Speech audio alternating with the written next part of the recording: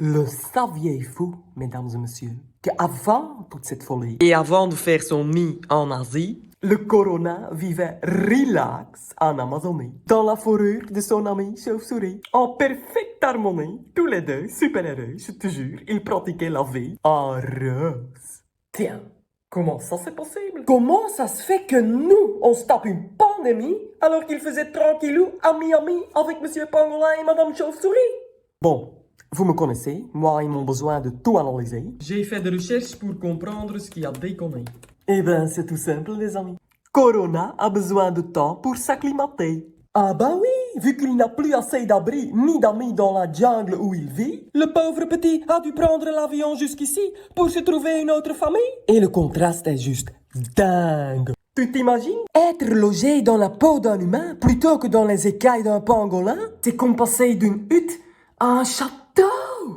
Pour la première fois dans sa vie, son environnement colle avec son rang. De virus couronné. Couronné. Bref, avec une couronne quoi. Normal alors qu'elle soit excitée, Sa Majesté, et qu'il fasse une teuf de ouf pour inaugurer son nouveau foyer. Et c'est qui assume tout? C'est nous. Lui, il s'en fout. Il casse la baraque, c'est tout. Le souci, c'est qu'il a l'intention de s'installer pour du bon, le virus. Et c'est là qu'on se retrouve comme des cons. Il fait de nous son domicile sans même demander notre permission. Aucune politique de migration, ni frontières, ni expulsion par avion, changeront sa décision. Mieux vaut investir alors dans son intégration.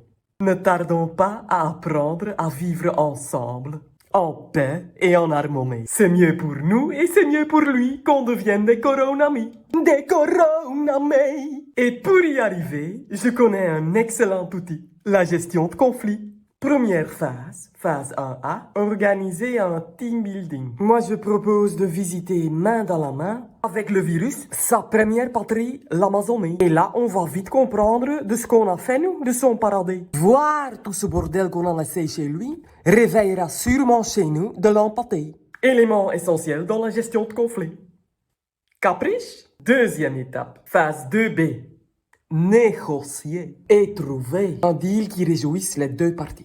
Par exemple, nous, on soigne son Amazonie, les poumons de la planète, et lui, dans nos poumons, il arrête de faire la fête. Voilà une solution honnête. Je vous invite à méditer sur cette modeste contribution à la recherche d'une solution durable, éthique et formidable pour un monde meilleur. Sans confinement mondial, ni distanciation sociale. Voilà, je crois que j'ai tout dit.